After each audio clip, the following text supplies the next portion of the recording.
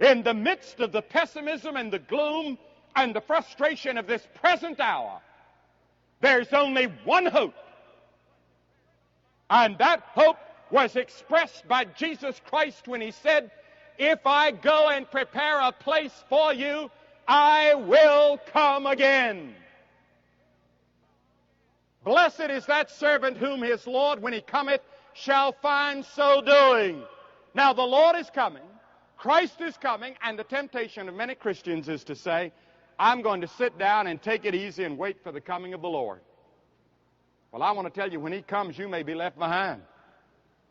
You remember the 5 foolish virgins in the story Jesus told about? They thought the Lord had waited and waited and waited, and they got a little tired. The oil in their lamps was gone. When he came, they were left behind. The Bible says, "Blessed is that servant whom his Lord, when he cometh, finds so doing." If I knew that Christ was coming tomorrow, do you know what I'd do? I'd do just what I'm doing today. We ought to live every day just as though the Lord's coming. You ought to have your bags packed and ready. You ought to not have your roots too deep. You ought to not have too big a bank account to worry about. That's the reason the Bible says we're to give to the poor, and we're to give to the church, and we're to give to Christian work.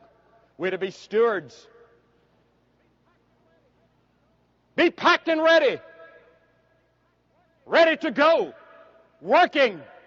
Winning others to Christ. Witnessing for Christ. Doing all we can to help our neighbor.